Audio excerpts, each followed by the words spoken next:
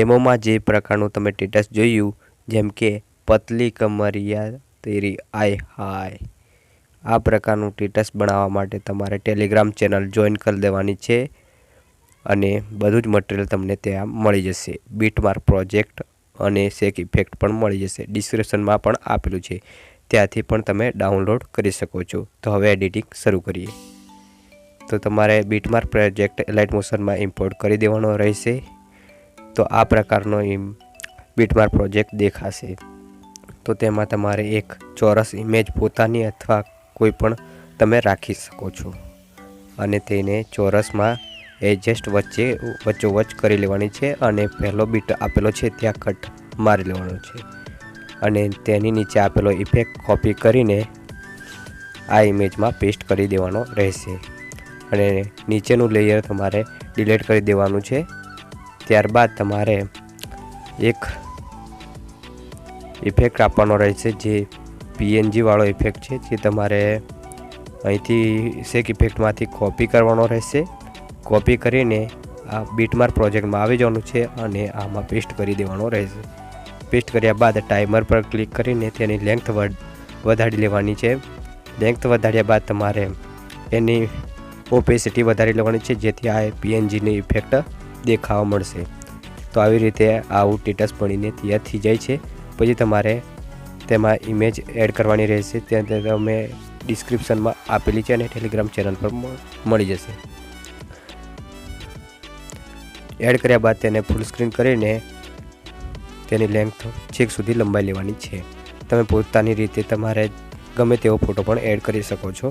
પછી એડ કર્યા બાદ પહેલી ઇફેક્ટ તમારે અહીંથી કોપી કરી લેવાની છે. કોપી કર્યા બાદ બીટમાર્ક પ્રોજેક્ટમાં આવી જવાનું છે અને જ્યાં એક ઇફેક્ટ મારેલા છે, એટલે એક બીટ મારેલો છે, ત્યાં તમારે આ પેસ્ટ ઇફેક્ટ કરી દેવાની છે. 3 વખત આ ઇફેક્ટ તમારે પેસ્ટ કરી દેવાની છે.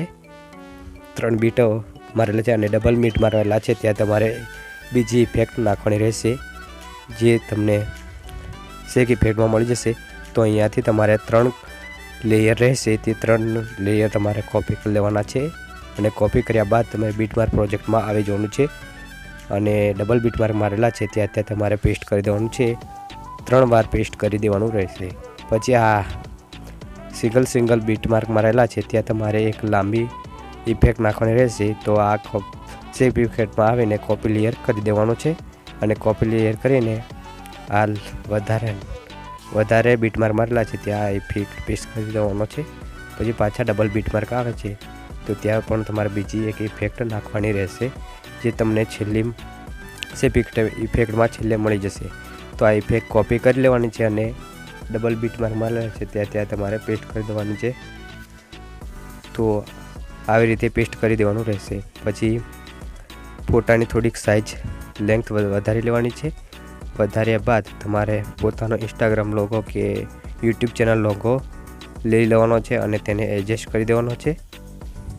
એડજસ્ટ કર્યા બાદ તેની લંબાઈ તમારે છેક સુધી ખેંચી લેવાની છે. તો ખેંચી લેવાની છે. પછી તમારે તેમાં બોર્ડર એડ કરવાની રહેશે. તમને ડિસ્ક્રિપ્શનમાં અને ટેલિગ્રામ ચેનલ પર બોર્ડર મળી જશે, તો બોર્ડર ત્યાંથી ડાઉનલોડ કરી શકો છો. તો બોર્ડર એડ કર્યા પછી તમારે એને છેક સુધી લંબાઈ લેવાની છે. છેક સુધી લંબાયા બાદ સ્ટેટસ બનીને તૈયાર થઈ જાય છે. તો આ તમને સ્ટેટસ ગમ્યું હોય તો લાઈક કરો અને ચેનલને સબસ્ક્રાઈબ કરો. હવે એક્સપોર્ટ બટન પર ક્લિક કરીને સ્ટેટસને સેવ કરી લેવાનું છે. તો હવે મળીએ એક નવા વિડીયોમાં.